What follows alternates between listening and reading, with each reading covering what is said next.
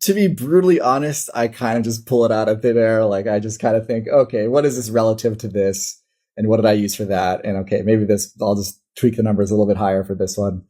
I try to keep it at least somewhat realistic within a video. But I'm sure if you compared like across multiple videos, like, oh, okay, why does this guy have, 70 HP, whereas this guy who's clearly like half the size, why does he have more?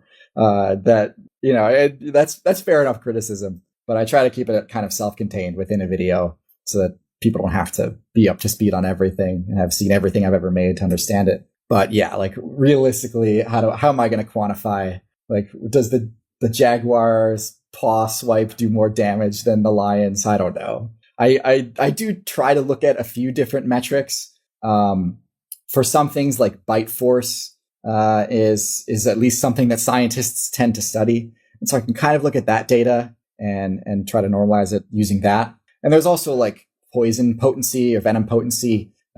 Usually there's like data on like toxicology websites or whatever, where it'll show the LD50, which is like basically how much poison it would take to kill something at least half the time. So on those things, I can at least kind of defend it.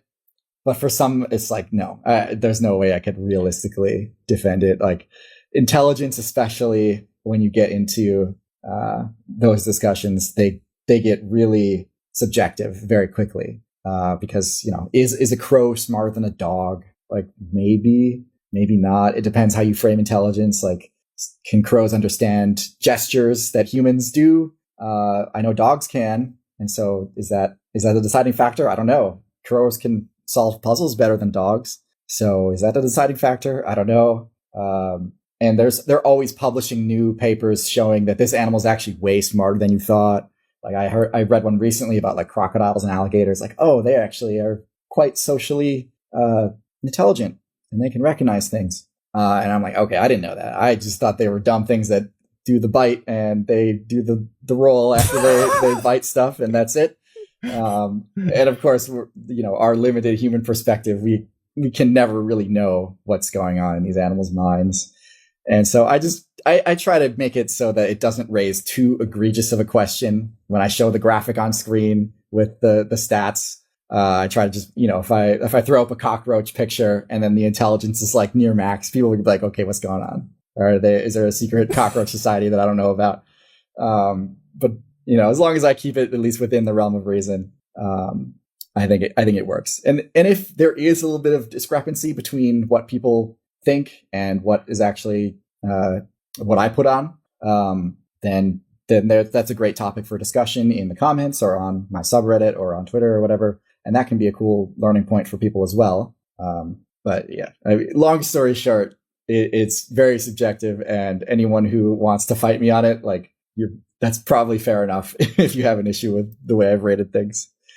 When it comes to the tier lists, though, that's also like it's subjective, but I feel like it's sort of like when you're writing an essay in like high school, and it's like, okay, do you have to be right? No, you don't have to be right, but you have to defend your point well. And as long as you can defend your point well, that's good enough.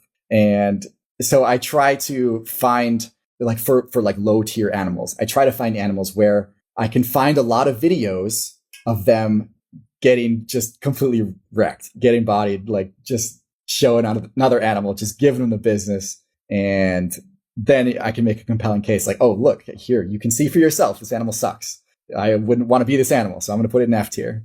And then, of course, in reverse, I try for like the top tier animals, I try to find ones where I can display on screen, on video, that's this animal just kicking butt, like fighting something that you think, oh, this thing has no business winning this fight, but it did. And so now I agree. Now it's S tier. Now I would very much fear this animal. I want to be this animal if I was in this environment, that sort of thing.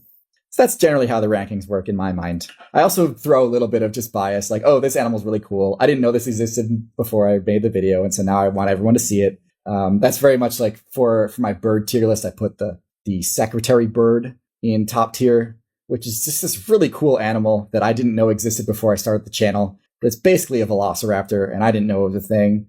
It hunts by just kicking the snot out of whatever it is. And it's like basically a giant roadrunner almost is what it kind of looks like. And it hunts snakes, which, snakes are scary, snakes are dangerous. So anything that can kill snakes consistently, pretty cool in my book. So there's definitely like a cool factor in there as well.